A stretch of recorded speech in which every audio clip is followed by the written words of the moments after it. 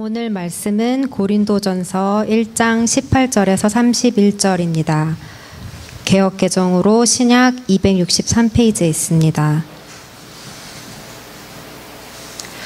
십자가의 도가 멸망하는 자들에게는 미련한 것이요 구원을 받은 우리에게는 하나님의 능력이라. 기록된 바 내가 지혜 있는 자들의 지혜를 멸하고 총명한 자들의 총명을 폐하리라 하였으니 지혜 있는 자가 어디 있느냐, 선비가 어디 있느냐, 이 시대의 변론가가 어디 있느냐. 하나님께서 이 세상의 지혜를 미련하게 하신 것이 아니냐. 하나님의 지혜에 있어서는 이 세상이 자기 지혜로 하나님을 알지 못하므로 하나님께서 전도에 미련한 것으로 믿는 자들을 구원하시기를 기뻐하셨도다. 유대인은 표적을 구하고 헬라인은 지혜를 찾으나 우리는 십자가에 못 박힌 그리스도를 전하니 유대인에게는 거리끼는 것이요 이방인에게는 미련한 것이로되 오직 부르심을 받은 자들에게는 유대인이나 헬라인이나 그리스도는 하나님의 능력이요 하나님의 지혜니라. 하나님의 어리석음이 사람보다 지혜롭고 하나님의 약하심이 사람보다 강하니라. 형제들아 너희를 부르심을 보라. 육체를 따라 지혜로운 자가 많지 아니하며 능한 자가 많지 아니하며 문벌 좋은 자가 많지 아니하도다. 그러나 하나님께서 세상에 미련한 것들을 택하사 지혜 있는 자들을 부끄럽게 하려 하시고 세상에 약한 것들을 택하사 강한 것들을 부끄럽게 하려 하시며 하나님께서 세상에 천한 것들과 멸시받는 것들과 없는 것들을 택하사 있는 것들을 폐하려 하시나니 이는 아무 육체도 하나님 앞에서 자랑하지 못하게 하려 하심이라. 너희는 하나님으로부터 나서 그리스도 예수 안에 있고 예수는 하나님으로부터 나와서 우리에게 지혜와 의로움과 거룩함과 구원함이 되셨으니 기록된 바 자랑하는 자는 주 안에서 자랑하라 함과 같게 하려 함이라. 여호와의 뜻과는 아무 상관없는 자기만의 계획이기 때문에 숨기는 것입니다. 여호와를 사랑한다고 입술로 고백합니다. 여호와는 나의 주님이시다 이렇게 찬양합니다. 그러나 그 마음은 다른 욕구로 가득 차 있는 것입니다. 어떻게 내 이름이 이 세상 가운데 높임을 받을 수 있을까? 내가 영광을 받을까? 나의 삶이 어떻게 조금 더 부요해질까? 이것에 대한 계획을 세우느라 어떻게 여호와의 이름이 나의 삶을 통해서 영광 받으실까에 대해서는 별로 관심이 없다라는 것입니다. 이들은 자신들의 계획이 여호와의 뜻과 상관없는 것이라는 것을 사실 그 깊은 내면 깊은 곳에서는 알고 있는 거예요. 그렇기 때문에 이 계획을 결코 드러내지 않습니다. 내 속에서만 은밀하게 진행되는 것이고 할 수만 있다면 그것을 여호와께조차 숨기려고 하는 것입니다. 이런 자들에 대한 평가가 바로 16절에 기록되어 있습니다. 너희는 패역함이 심하도다. 이래 주님이 말씀하시는 거죠. 토기장이를 어찌 진흙같이 여기겠느냐. 지음을 받은 물건이 어찌 자기를 지은 이에게 대하여 이르기를 그가 나를 짓지 아니하였다 하겠으며 빚음을 받은 물건이 자기를 빚은 이에게 대하여 이르기를 그가 총명이 없다 하겠느냐. 패역함이 심하다. 여호와의 평가이죠. 순리를 거스름이 아주 심하다 이런 말입니다. 이들의 행동은 꼭 이런 것 같아요. 지음받은 그릇이 그 그릇을 지은 토기장이에게 이렇게 말하는 것과 같습니다. 당신이 나를 지었다고요? 나를 만들었다고요? 글쎄요. 나는 당신이 나를 만들었다라는 것을 인정하지 않습니다. 따라서 당신이 나를 왜 만들었는지에 대해서도 나는 생각할 필요가 없습니다. 그렇기 때문에 당신의 생각과 계획보다는 내 생각과 계획대로 살 겁니다. 왜냐하면 내 생각대로 사는 게 당신 생각대로 사는 것보다 훨씬 행복하고 풍성할 것 같거든요. 다시 말해서 하나님이라고 하는 당신의 지혜보다 당신의 총명보다 내 지혜와 총명이 낫거든요. 지금 주님이 너희들이 지금 나한테 이렇게 하고 있어 라고 말씀하고 있는 거죠. 이사야서에 의하면. 이렇게 패역한 사람들, 그래서 여호와의 심판을 받고 있는 이 사람들이 여러분 누구를 가리키고 있는 것일까요? 하나님을 모르는 이방 민족에게 이 말씀을 하고 있는 걸까요? 아니죠. 바로 유대인들을 가리키고 있습니다. 이사야서는요. 29장 1절에 보면 슬프다 아리엘이여 아리엘이여 이렇게 나오고 있어요. 여러분 아리엘이라는 말은 히브리어로 하나님의 사자, 하나님의 지지자, 또 제단 이런 것들을 의미하고요. 이것들은 결국에 사실 예루살렘, 즉 유대인을 의미하는 게 분명합니다. 유대인들은 여러분 어떤 사람들이었나요? 하나님의 선택된 백성이라는 프라이드로 똘똘 뭉친 사람들이었죠. 이들은 법, 문화, 정치, 경제 할 것 없이 모든 삶의 영역에서 하나님의 율법을 철저하게 준수하며 살았습니다. 이들은 스스로를 하나님의 백성이라고 굳건히 믿었던 사람들이에요. 이 이사야서 말씀을 오늘 바울이 고린도전서 성도들에게 보내는 편지인 고린도전서 1장 19절에서 인용하고 있는 거예요. 고린도전서 1장 18절과 19절을 이사야서 29장의 배경에 비추어 읽게 될 때 오늘 본문에서 부정적으로 묘사되고 있는 이 지혜와 총명이 무엇을 의미하는지가 분명해진다라고 볼 수 있죠. 이 지혜와 총명은 내 계획을 세워서 그것을 성취하는 데 몰입함으로 하나님의 지혜를 거절하는 행위를 의미합니다. 내 욕망을 성취하기 위한 계획으로 가득 차 있고 그것을 달성하기 위해서 하루하루 삶을 살아가다 보니까 이제는 더 이상 하나님의 목적과 뜻을 깨닫지도 못하는 거예요. 깨닫지 못하는 게 아니라 깨닫고 싶은 마음도 없어지는 것입니다. 그 마음이 자기가 생각하는 자기의 지혜로운 계획으로 가득 차 있기 때문에 정작 하나님의 계시의 책은 이해할 수 없습니다. 그렇기 때문에 실상 이들은 하나님 앞에서 자신들의 지혜의 없음을 스스로 드러내고 있다라는 것이죠. 당시 고린도 도시는 지리적으로 바다에 둘러싸여 있기 때문에 무역의 요충지로서 아주 기회의 땅이었습니다. 기회의 땅. 여러 민족 사람들이 성공을 위해서 고린도 도시로 몰려들었어요. 고린도 도시는 로마의 식민지였거든요. 그래서 로마 사람들은 고린도 도시를 번성하게 하기 위해서 세금 혜택을 부여하면서 또 다른 여러 가지 혜택들을 통해서 번성할 수 있게끔 그 사람들이 이민자들이 와서 성공할 수 있게끔 장려했습니다. 그러다 보니까 얼마 지나지 않아서 고린도는 돈이 가장 많이 돌고 가장 번성하고 가장 세련된 문화를 향유하는 최고의 항구 도시로 명성을 떨치게 됐어요. 그러니까 고린도 사람들은 자신들에 대한 자부심이 있었겠죠. 스스로를 매우 부유하고 성공한 자들로 여겼습니다. 자신들의 삶을 아주 만족스러워했죠. 지금 오늘날 미국이 강대국인 것처럼 고린도 도시가 당시 아주 유명했기 때문에 그렇습니다. 그러나 고린도인들은 대부분이 사실은 외부에서 온 사람들이었어요. 그러다 보니까 어때요? 신분의 안정감이 떨어지겠죠, 당연히. 그래서 이들은 자기들의 정체성과 안정감을 확보하기 위해서 업적을 쌓는 데 집중했습니다. 자기의 이름을 유명하게 하는데 아주 큰 노력을 기울였어요.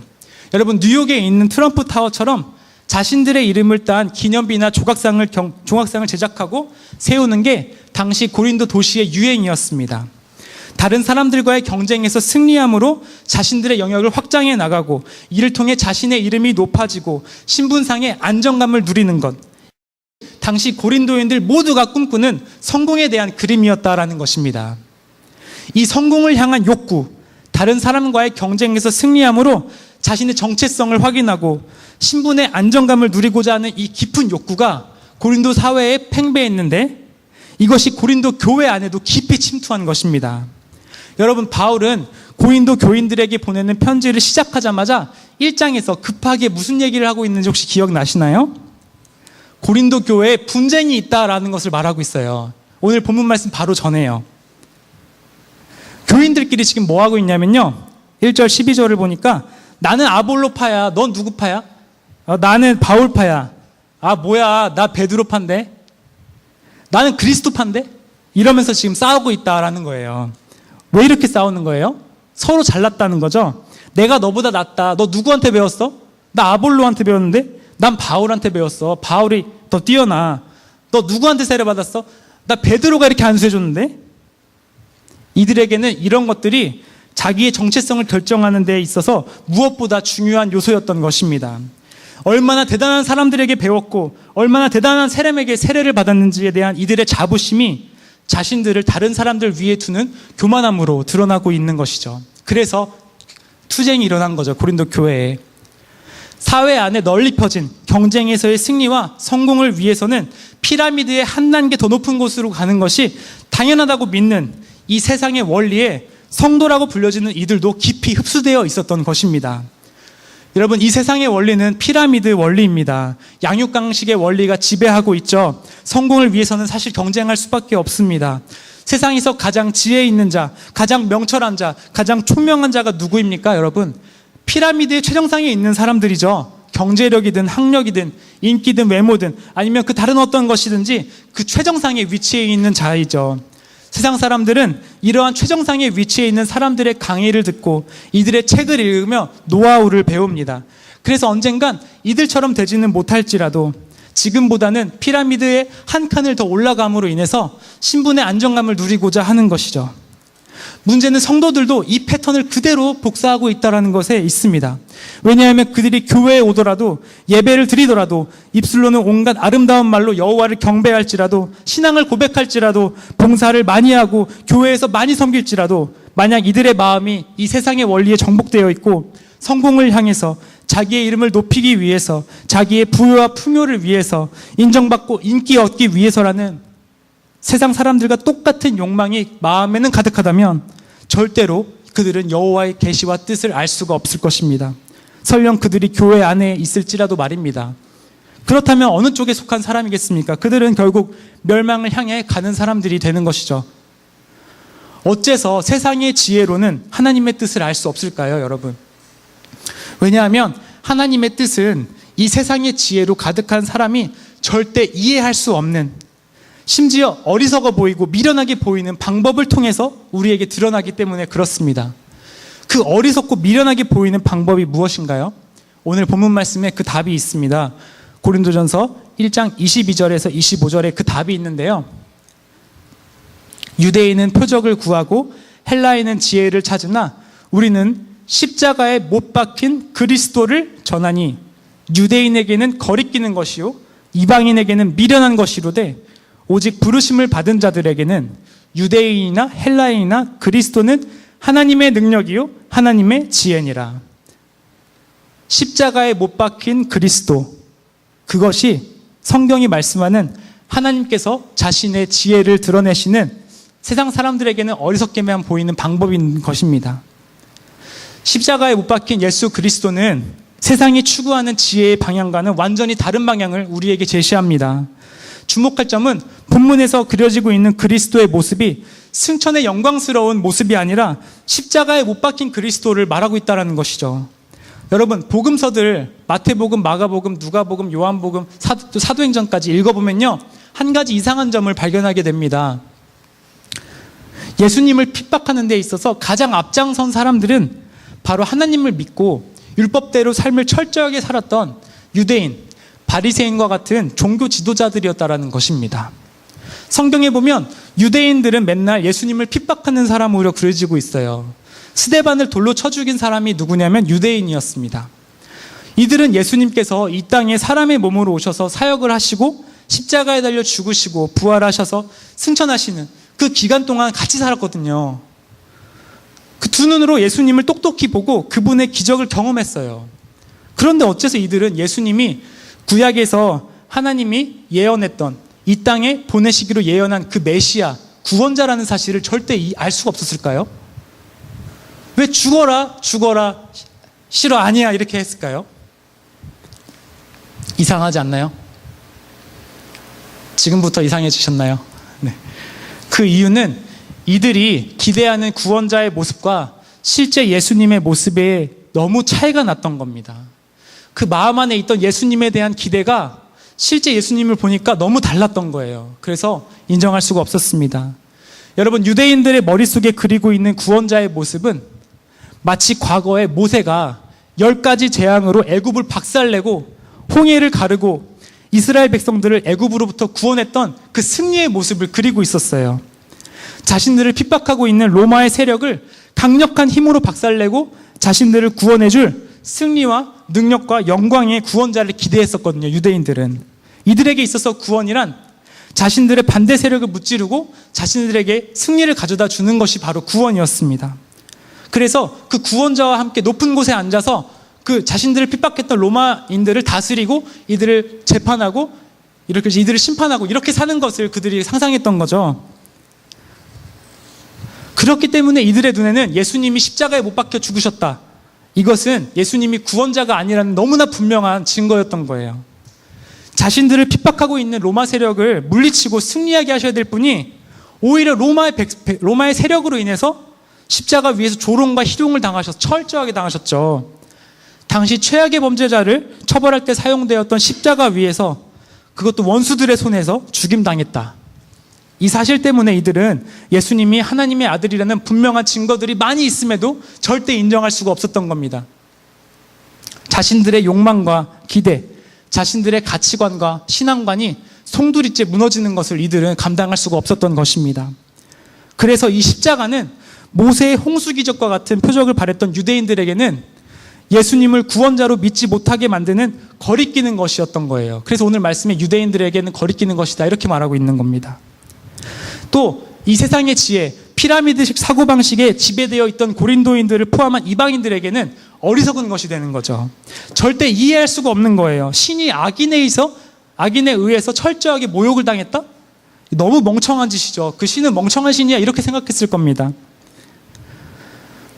사랑하는 성도 여러분, 예수 그리스도의 십자가는 여러분들에게 어떻게 다가오시나요? 어리석은 것입니까? 아니면 우리로 하여금 하나님의 능력을 경험하게 하는 것입니까? 여러분, 하나님의 능력은 무엇입니까? 예수님을 믿음으로 우리는 무엇을 기대하고 있습니까? 우리들의 훌륭한 믿음이 밖으로 드러남으로 인해서 인정을 받거나 우리 개개인의 삶의 질이 예수님의 은혜라는 것으로 풍요로워짐으로 피라미드 구조에서 한 단계 한 단계 올라감으로 예수님의 은혜가 우리에게 지금 경험되고 있습니까? 그렇지 않죠. 십자가의 도는 우리가 죽어야 할 죽음을 대신 죽으신 예수 그리스도의 도이죠. 우리가 받아야 할 십자가 형벌을 예수님께서 대신 받으셨기 때문에, 주께서 아주 비싼 값을 치르셨기 때문에 우리는 값없이 구원을 받았습니다. 이 능력이 어떻게 발현되고 있습니까? 이 세상에 가득한 세상의 원리, 세상의 지혜를 완전히 파괴하는 것으로 그 능력이 발휘되고 있는 거예요. 권력을 얻는 것이 당연하게 추구되는 당연한 이 세상에서 예수님은 최고의 권력을 버리셨습니다. 사람들과의 경쟁에서 승리하는 것을 모든 사람들이 추구할 때 주님은 자발적으로 패배의 길로 가셨어요. 명예를 추구하라고 이 세상은 외치지만 예수님은 기꺼이 수치와 모욕을 당하셨습니다. 모두가 피라미드 최정상에 있는 사람들을 바라보며 그들의 뒤를 따르고 있을 때 예수님은 홀로 기꺼이 밑바닥으로 내려가셨습니다. 세상 사람들은 자신들이 번성하고 부유해지기 위해 살지만 예수님은 자신의 몸을 찢기 위해서 사셨습니다. 왜 그랬었어요? 여기에 진정한 생명을 살리는 진짜 능력이 여기에 있기 때문에 그렇습니다. 이 세상의 모든 악한 찌꺼기들을 사랑의 강력함으로 쓸어내리는 능력이 바로 십자가에 있기 때문에 예수님께서 그렇게 하신 거죠. 그래서 24절에 바울이 이렇게 말하고 있는 겁니다. 오직 부르심을 받은 자들에게는 유대인이나 헬라인이나 그리스도는 하나님의 능력이요 하나님의 지혜니라. 부르심을 받은 자들에게는 십자가가 더 이상 미련해 보이는 것이 아니라 정말 너무나 놀라운 능력이고 정말 너무나 놀라운 지혜이다라는 것이죠. 이 십자가를 묵상할수록 세상의 원리와 완전히 반대되는 예수님이 사셨던 그 하나님 나라의 원리를 우리가 깨닫게 되는 것입니다. 쟁취가 아니라 나누고 높은 데로 가는 것이 아니라 낮은 곳으로 향하고 경쟁의 길이 아니라 사랑의 길로 성도들로 하여금 나아가게 할 수 있는 그 능력이 바로 십자가에서 흘러나온다라는 것이죠. 그런 사람들을 세상 사람들은 뭐라고 합니까? 멍청한 X라고 하죠. 미련하다, 정말 미련하다, 왜 저러고 살지? 이렇게 말합니다. 여러분, 예수님 믿으면 이 세상의 원리와 상식과 사고체계와 가치체계가 완전히 박살나는 것입니다. 그리스도의 십자가의 원리로 새롭게 나를 이해하는 것입니다. 나라는 존재를 오직 십자가에 비추어 보게 되는 것입니다. 십자가가 내 존재를 정의하는 새로운 기준이 될 것입니다. 더 이상 다른 사람과의 비교와 세상의 성공이라는 척도로 내 인생의 성공과 실패를 구분하지 않게 될 것입니다. 십자가에서 예수 그리스도께서 나를 살리기 위해서 하신 일, 즉 신이 인간이 되었다. 인간을 만드신 분이 인간들로 인해 가장 비참한 죽음을 자발적으로 당하셨다라는 사실 앞에 우리는 질문할 수밖에 없죠. 왜 그러셨을까? 이로 인해 내 죄가 완전히 깨끗함을 입었구나. 사람이 살아나는 것이구나. 죄인이 구원을 받는 것이구나. 진정한 능력이구나. 이것을 확신하게 되죠. 이 능력을 맛본 사람들은 어떻습니까? 아, 이 세상의 지혜가 진짜 지혜가 아니구나 라는 것을 알게 되죠. 저기 끝에는 남는 것이 없구나. 저것을 위해서 인생을 사용하는 것은 헛된 것이구나. 세상의 무익함을 발견하게 되는 것입니다. 이제는 세상의 지혜를 따르는 것이 아니라 나에게 생명을 주신 그 능력을 힘입어서 살아가는 것입니다. 내가 어떤 존재로 부름받았는지, 하나님께서 어떠한 희생으로 나를 구원하셨는지, 내가 이제는 더 이상 나의 것이 아니라 바로 하나님의 것이라는 것을, 그릇이 이젠 더 이상 토기장이에게 왜 나를 만드셨는지라고 하는 것이 아니라 토기장이의 뜻대로 사용하여 주시옵소서, 이렇게 고백하게 되는 것입니다. 십자가에 못 박힌 그리스도를 통해 나타나는 하나님의 능력은 세상의 원리를 전복시키는 놀라운 힘이 있습니다. 흐르는 강물을 거슬러서 올라가는 연어처럼 이 세상의 지혜를 역행하게 하는 능력이죠. 세상이 주장하는 쟁취하라는 소리, 행사하라는 소리, 돈과 힘과 권력을 소유함으로 너의 이름을 이 땅에 드높이라고 하는 소리에 귀 기울이지 않고 예수 그리스도께서 보이신 세상의 원리와 정반대되는 십자가의 길을 나 또한 가게 하는 능력입니다. 자신을 돌로 치고 있는 이들의 죄를 용서해달라고 부르짖으며 죽어갔던 스데반이 갔던 길을, 다른 사람들의 구원을 위해서 줄이고 목마르며 헐벗고 매맞으며 정처가 없고 모욕을 당하면서도 저들을 축복하고 박해를 받아도 참고 비방을 당할지라도 이들에게 사랑의 복음을 정했던 사도들과 같은 삶을 우리도 살 수 있을 것입니다. 이 능력을 힘입어 살아가는 사람들은 그리스도가 이제는 더 뚜렷해지는 거죠. 그분의 뜻은 더 명확해지는 거죠. 그분의 은혜가 분명하게 체험되기 때문에 이제는 이런 사람들은 세상이 감당할 수 없는 사람이다 라고 성경이 말씀하고 있죠. 여러분, 제가 유학을 와서 얼마 지나지 않아부터 1년 정도 저를 아주 많이 괴롭히던 문제가 있었습니다. 저희 가족은 저와 저희 자녀도 있는데요, 함께 직장을 이제 그만두고 함께 유학을 오게 됐습니다. 연고 없지만 저의 공부를 위해서 다 같이 왔죠. 그래서 많은 돈을 사용하고 그렇게 지내고 있습니다. 그러다 보니까 제 마음에 이 공부를 위해서 왔어. 그러니까 이 공부를 잘하면 유학은 성공이고 공부를 못하면 유학은 실패다, 이렇게 제 마음에 확 들어왔죠. 그래서 열심히 공부를 했습니다. 열심히 공부하다 보니까 제가 평생 받아본 적 없는 성적을 받게 되었어요. 그런데 제 마음에 성적을 잘 받을수록 막 감사하고 기쁘고 너무 감사하다, 더 열심히 하나님의 말씀을 더 열심히 봐야지, 이렇게 생각하는 게 아니라 더 많이 초조해지기 시작했습니다. 공부를 제가 특별하게 과거에 잘한 기억이 없다 보니까 아주 생소한 느낌이었어요. 잘할수록 제 마음에 어떤 마음이 싹 트냐면, 나 이제 인류 대학 박사로 가서 이제 인류 신학교에서 교수로 있어야 되겠다, 이렇게 딱 마음을 먹게 됐습니다. 여러분, 인류 신학교에서 교수로 있는 거 좋은 걸까요, 나쁜 걸까요? 좋은 거죠. 좋은 겁니다. 엄청 좋은 거고 당연히 필요한 공부죠. 그런데 제가 그렇게 하고 싶었던 동기는 하나님의 부르심으로부터 온 게 아니었습니다. 내 성공을 위해서 그렇게 하고 싶었다라는 것입니다. 저는 하나님께서 고등코넬을 보낼 때 제 말씀을 제대로 배우라고 보내신 것으로 믿었었어요. 근데 어느새 말씀을 제대로 배우는 것보다 길을 찾고 있는 거예요. 사람들이 안 하는 공부, 어떤 교수님한테 잘 보여야 될까, 내 주위에 어떤 사람들한테 잘 보여야지 라인을 잘 탈 수, 한국에서 좀 라인 좀 타놓을 걸, 이런 후회하고 있는 거죠. 네. 제 삶의 풍요로움을 어느새 추구하게 되었던 겁니다. 양심의 소리는 이것이 주님께서 부르신 게 아니라는 것을 저한테 알려주셨어요. 그런데 이것을 맞닥뜨리지 않기 위해서 계속해서 피하다 보니까 제 마음은 아주 괴로웠습니다. 인류 대학의 교수 자리는 한정되어 있습니다. 그 자리에 올라가고 싶다 보니까 박사를 지원하는 이 세상의 모든 학생들은 다 경쟁자예요, 저한테. 사랑할 대상이 아닙니다. 문제는 너무 많거든요, 저보다 훨씬 잘하시는 분들이. 그러니까 제가 어떻게 됐겠어요? 가족들과 지내면서도, 학교에서 학생들과 지내면서도 늘 쫓기는 마음으로 사는 거예요. 나 시간 없어, 나 너무 모자라, 나 공부해야 돼, 너무 부족해. 와이프가 애들 병원 가야 되는데 얼굴 안 좋게 하고 병원 가긴 갔어요. 근데 얼굴 안 좋고 아내 눈치 보게 하고 이런 게 너무 괴로웠습니다. 이거 왜 그러지, 내가 도대체 몰랐던 거예요, 제가. 말씀을 깊이 이해하려고 고등코넬에 왔지만 어느새 학점의 노예가 돼 있었고, 높은 성공을 통해서, 높은 스펙을 통해서 결국 세상의 성공과 똑같은 원리로 저도 살아가고 있었던 것입니다. 제가 비로소 오늘 말씀을 묵상하면서 알게 된 거죠. 내가 세상의 지혜를 완전히 전적으로 따르고 있었구나. 나를 유학의 길로 보내신 분이 계시고 그분의 목적과 계획이 있는데 그것을 무시하고 내 계획을 세우고 있었구나. 내 이름을 높이려고 하고 내 부요함을 위해서 이 모든 것들을 이용하고 있었구나. 아주 거룩하게 포장하면서 내가 바로 이 십자가를 정말 어리석은 것으로 생각했던 사람이구나. 이것을 알게 되었습니다. 저는 올해 지금 박사 지원을 앞두고 있습니다. 공부를 잘 시키는 좋은 학교도 지원할 거예요, 당연히.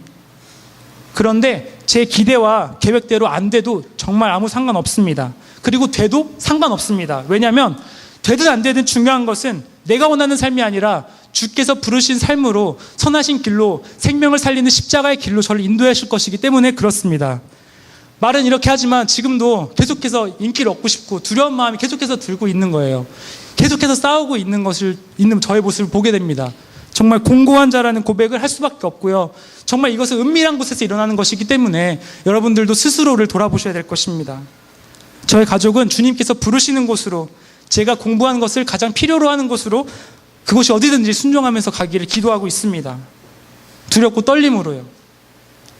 토기장이의 계획과 지혜에 저의 계획을 복종시키자 그때서야 비로소 자유가 찾아왔습니다. 다른 사람들이 저보다 대단한 실력을 갖춘 것을 진심으로 축복하게 되더군요. 정말 신기했습니다. 다른 사람들이 더 공부를 잘할 수 있도록 전심으로 아주 조금 부분이지만 돕고 있는 저를 발견했어요. 자유함이 온 거예요. 자유함이 왔습니다. 세상의 원리대로 살고자 했을 때 잃어버렸던 그 자유함이 세상의 원리를 버리고 그리스도 앞에 나의 주권을 올려드렸더니 찾아왔습니다. 다른 사람들이 보기에 저는 지금 경쟁의 한복판에 서 있는 아주 치열한 박사 준비생입니다. 그러나 제 마음은 하나님의 통치를 받기 때문에 사실 저는 천국의 평안함을 맛보고 있습니다. 때때로 불안하고 경쟁을 느끼지만요. 그러나 경험을 했기 때문에, 뭐가 더 귀한 것인지 경험을 했기 때문에 제 마음은 점점 더 십자가의 길로 쏠리게 있는 것 같습니다. 여러분, 말씀을 맺겠습니다. 사람들은 자기들이 지혜가 있다고 생각합니다. 이들은 자기들이 하나님보다 지혜 있다고 생각합니다. 이들은 지혜라는 것은 자신들이 성공할 수 있게 해주는 것이라고 생각합니다.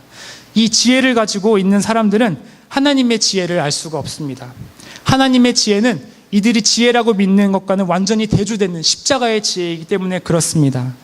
이 십자가는 십자가의 삶을 살아가는 것이 진정한 지혜라는 것을 우리에게 말씀합니다.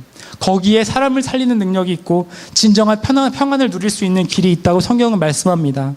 세상 사람들의 지혜로 이것을 이해할 수 없기 때문에 결국 세상 사람들의 지혜 없음은 드러나게 되는 것이고 하나님의 진짜 지혜로움도 역시 드러나게 되는 것이죠. 십자가를 바라볼 때 이 십자가가 단지 예수님이 우리의 죄를 위해 달려 돌아가신 것만으로 이해하는 것은 안 되는 거죠. 계속적으로 이 세상의 원리를 따라서 사는 사람은 복음의 지극히 작은 부분만을 이해하고 있는 거죠. 어쩌면 전혀 이해하고 있지 않다고 볼 수도 있습니다. 십자가에 달린 그리스도는 그리스도인들로 하여금 십자가의 원리를 따라서 살게 하는 것입니다. 이 십자가의 복음을 사모하고 추구함으로 이 세상에 감당할 수 없는 힘 있는 그리스도인들로 자라나가시는 저와 여러분이 되시기를 주님의 이름으로 축원합니다. 잠깐 한번 기도하겠습니다. 우리 함께 잠깐 기도했으면 좋겠습니다. 오늘 들은 말씀을 기억하면서 주님 앞에 정말 토기장이와 그릇 비유와 같이 나는 어떤 그릇이었나 주님 앞에, 주님 정말 저를 지었으니 주의 뜻대로 사용하여 주시고 그 뜻대로 사는 것이 진정한 능력의 길임을 믿습니다 라는 고백이 있었는지, 아니면 한편 내 가슴 깊은 곳에서는 어쩌면 십자가는 정말 참여하고 싶지 않은 것이고 미련한 것이고 나와는 따로 동떨어져서 나는 세상의 원리대로 살고 싶지 않았는지, 그런 것들이 있다면 우리 함께 같이 기도하고 주님 앞에 완전히 숨김없이 드러냈으면 좋겠습니다. 주님, 제가 그런 마음이 있었습니다. 주님 고백하고 또 주님의 힘을 힘입어서 그 진정한 평안이 기다리고 있는, 세상이 감당할 수 없는 사람들로 십자가의 원리를 내 삶에 깊게 새김으로 살아가게 하여 주시옵소서. 함께 합심해서 기도하도록 하겠습니다.